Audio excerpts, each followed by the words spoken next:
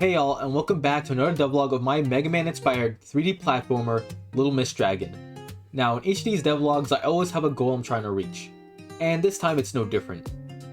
It's been a while since my last demo that I put out, so my goal this time is to put out a new demo that not only has all 3 stages currently in the game, but it'll also be more of a sneak peek at what the complete game will look like. So I'm gonna add every system that I need to add to make this game feel complete. From a level select, to a hub, to collectibles, and more. Let's see if I got what it takes. Before any of that though, there are a few things I need to get done first, which is the mountain level. I know in the last devlog I said it was done, but to be completely honest, there are a few things missing, as well as a few changes I wanted to make. As for things missing, it wasn't much. I just needed to create the portrait art that appears when you fight the boss Flora. As for changes, I changed up the wind blowing mechanic from something that happens at random to be this wind coming from these ice statues that I made. This makes it easier for the player to identify when and where they'll be pushed into a certain direction, and what direction they'll be pushed into. But yeah, that's it. Now it's time to start working on getting this whole game complete.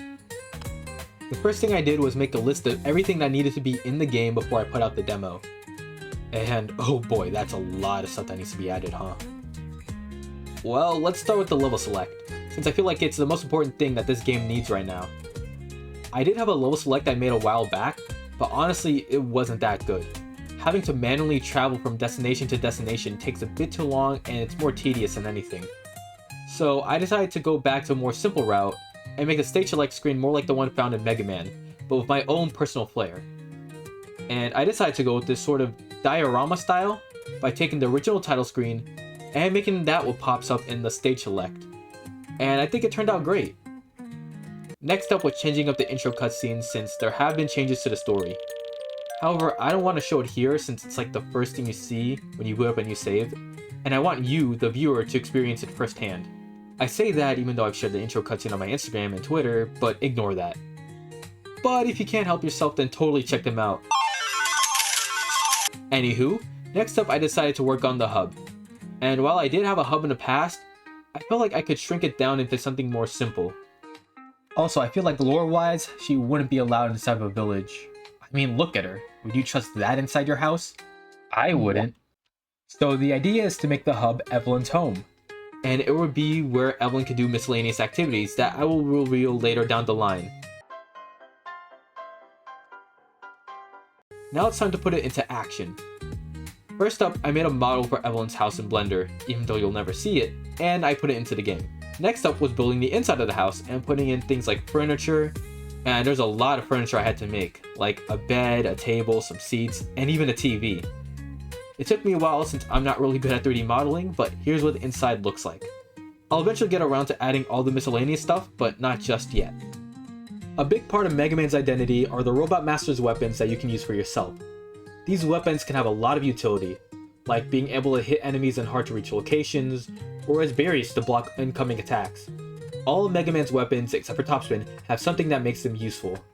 My overall point is that I plan to add something like this into my game. So for the Marley boss, I gave Evelyn the ability to clone herself just like Marley can, and have those clones throw out shurikens. And for Flora, I obviously had to give Evelyn the ability to stop time. After that, I was adding things like UI elements and changing the player's palettes when they switch weapons, like you do in Mega Man. Next, I added the ability to get these weapons. In Mega Man, you get them by beating the boss, and here it's no exception. Once you beat the boss, this cutscene plays where Evelyn will perform her own victory dance, which will then lead to some text telling you what new weapon you got. Next up was adding level collectibles.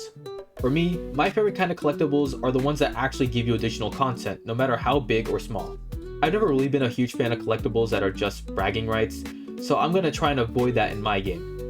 So for my first collectible, I created these records that will unlock music that the player can play on their own time on a music player.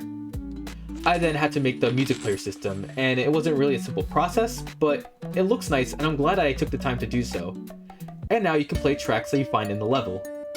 The next collectible I added were these crystals that you will be able to find throughout the level.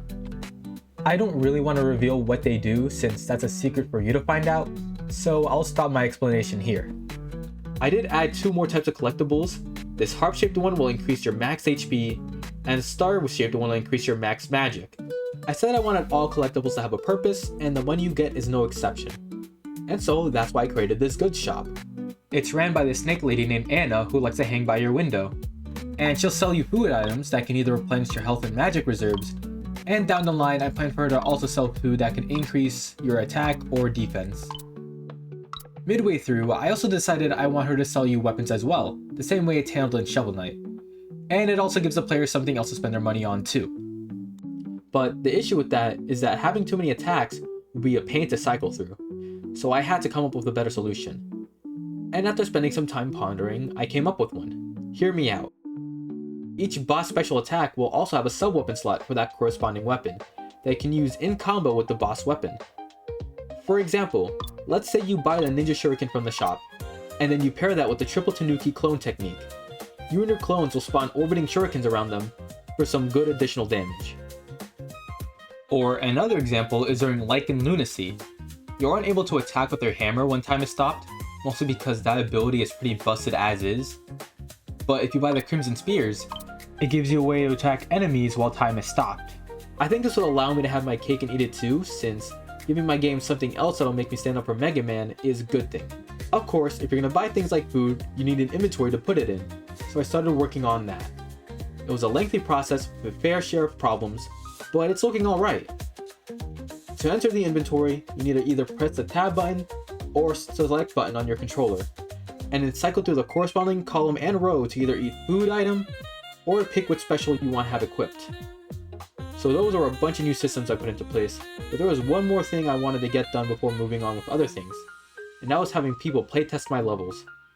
You see, throughout the entire process of game development this time around, I've been going back to previous levels and fixing them up, and I needed people to playtest it. So for every week, I would put out a new level demo for my server to play. They'd give me feedback, I'd improve on the game design based on their feedback, and then repeat that process for the next week. And I got a good amount of feedback. Afterwards, I looked at my list of things that needed to be done, and I saw that I only had 3 things left. Nice! And so the first one I decided to tackle was saving and loading. Now, I've always had a saving and loading screen in my game, but it's never actually been implemented and it was always just there as a placeholder. So to start, I turned that old save screen into something nicer. Then it was time for me to learn how to add saving and loading into the game. And while the process of adding it was simple, the overall errors that came with it made me want to bang my head into a wall. I mean, it's now in, but there's probably going to be a few bugs in place since I haven't tested every possible scenario with it, but I'm sure things will be fine. Next thing on the list was working on art for the game page on itch.io, since the old one was severely outdated. And while past me draws the thumbnail art for the page, I want to discuss something different and very important for me. A bit ago, I finally finished college and began working at a job. And it was nice at first, I had a real good rhythm going. But that's when things started falling apart for this game. I barely had time to work on the game anymore, having a full-time job will do that to you, and that just meant progress was just getting slower and slower. And at some point I really had to ask myself, is this really the direction in life I want to go in? Game development is my passion, and it's been my dream to work on a game full-time, so I had to try and do something to make this dream a reality.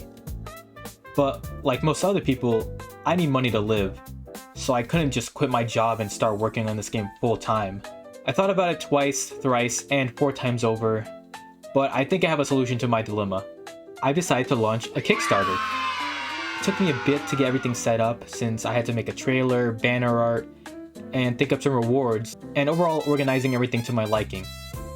I have to admit, the whole process was really fun, but at the same time, I'm really nervous since I have no clue if this goal is even reachable. I'm planning on offering a bunch of different items for backers like stickers, digital wallpapers, and additional opportunities to work on the game with me, and so on. And I would really appreciate the support.